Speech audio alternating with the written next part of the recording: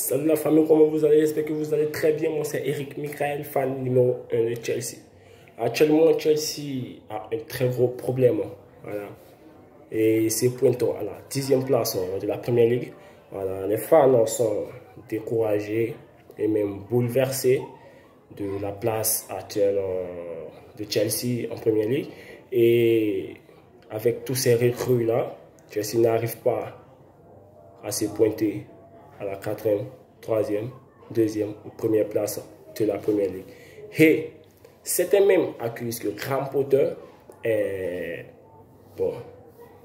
l'une des personnes qui fait à ce que Chelsea n'arrive pas à être dans le top 4. Mais laissez-moi vous dire qu'actuellement, Chelsea a cité de nouvelles personnes, de nouveaux joueurs qui ont besoin de temps de s'intégrer dans cette équipe de Chelsea. Voilà. Et on prend le cas de Mikhailo Modric qui n'a plus joué depuis septembre 2022. Et il vient de découvrir un nouveau championnat appelé la Première Ligue. Et un championnat qui est au milieu de la journée et vers la fin de journée aussi. Et encore, il y a Enzo Fernandez qui était dans le championnat portugais et qui vient d'arriver. Il y a Benoît Badiachil, il y a Tato Fofana et autres qui viennent d'arriver. Voilà, chacun parle sa langue aussi. Et bon, pour trouver encore une complicité entre eux, c'est difficile. Voilà, je peux vous dire, ça c'est un premier problème. Et le deuxième problème, c'est que Chelsea fait mal de laisser du temps à Graham Potter. Parce qu'il a eu tout le temps de prouver que c'est un grand manager et qui mérite d'être à la tête de cette équipe de Chelsea qui est pleine d'avenir. Mais en 14 matchs, Chelsea n'a gagné que 2 matchs. Bon, il refuse d'intégrer les anciens dans l'équipe. Il préfère faire jouer les nouveaux qui ne sont même pas encore prêts à s'intégrer. Ça, c'est déjà un premier problème. Voilà, et encore, ce que je peux dire, il a mal fait d'écarter Pierre-Emerick Aubameyang de la Champions League. Tu sais que tu as un grand match contre une équipe comme le Borussia Dortmund qui a une force d'attaque très fort et qui peut te faire mal à chaque moment. Et tu sais que l'équipe de Chelsea joue avec aucun neuf. Tu n'as ni sélectionné Tato Fofana ni Aubameyang. Et tu laisses Pulisic qui est blessé. Voilà, c'est bizarre. Il fallait même écarter Pulisic et laisser Pierre-Emerick Aubameyang. Voilà.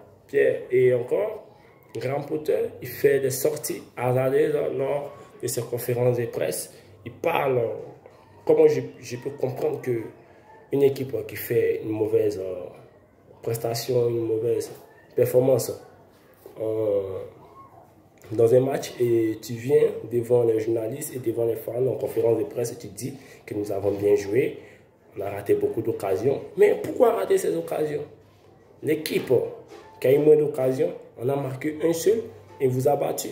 Donc la meilleure équipe, c'est ceux qui vous ont battu. Le fait de rater ou tout, ça ne donne pas des points en fait. Donc Graham Potter n'est pas un manager assez martu dans la tête. Il lance des propos qu'on ne doit pas dire. Et encore, aujourd'hui même en conférence de presse, il a déclaré ceci, que certains joueurs, certains cadres de l'équipe de Chelsea ont déclaré lui ont dit au moins qu'ils ont eu la pire pré-saison de leur carrière. Tout ça, ça ne doit pas se dire en conférence de presse. Même si tu veux sauver ta peau, ne pas dire certaines choses. Parce que ça, moi, selon moi, c'était un manque de respect pour Todd Boehly et même pour Thomas Tuchel. Voilà.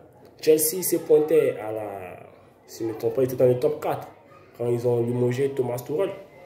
Voilà. Mais jusqu'à là, ça va que de mal en pis. Et si vous voyez que Graham Potter n'est pas la solution, bon, il faut le limoger. Voilà. Parce que je comprends, je sais que les joueurs, pour trouver une complicité ou la complémentarité, ça ne sera pas très dur. On a vu le cas de Newcastle ici. Voilà, ça ne sera pas très dur. Mais Graham Potter, selon moi, oui, n'a pas le niveau d'entraîner une équipe comme Chelsea. Parce que même à Brighton, il n'a pas fait mieux. Voilà, ce sont ces mêmes techniques de Brighton qui l'ont ramené ici. Parce que quand vous regardez ces statistiques à Brighton l'an dernier et ces statistiques à Chelsea cette année, et au même moment de journée, Donc vous trouvez qu'il n'y a pas de différence. Merci.